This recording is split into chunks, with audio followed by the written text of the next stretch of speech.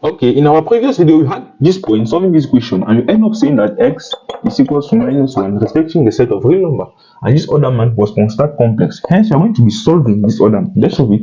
That will be x to the power 4 plus x squared plus 1. Okay, how equals to 0? Let's solve for the value of x in the set of numbers that is complex, real, all those numbers. Let's solve it. What we can do here is we can take x to the power x squared is equals to y.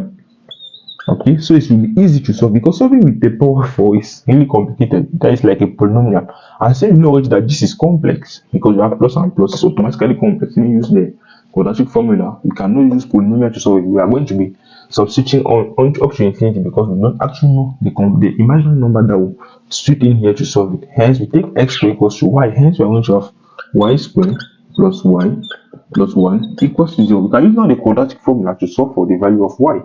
Okay, y will be equals to what? Negative b, that was negative 1 plus minus b squared minus 4ac, that is 1 times 1. Okay, square root of this all over 2 into 1. Hence, that will be equals to what? Minus 1 plus minus square root of 1 minus 1, that is 1 minus 4, that is negative 3 all over this man.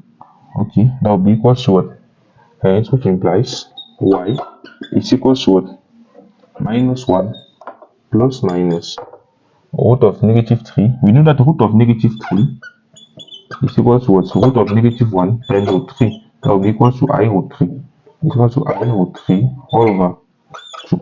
Okay, that is our value of y.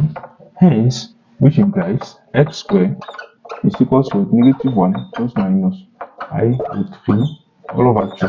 To know the value of x, we can do the square root on both sides. Hence, that will be the square root of this. Hence, our x is equal to the square root of minus 1 plus minus I root 3 all over 2.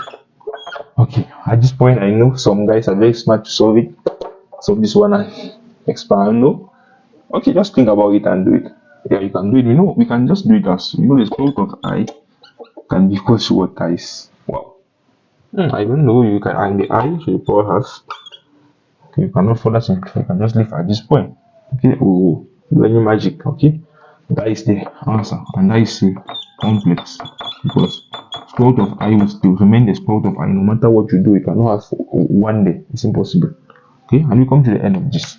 See you in this other next video.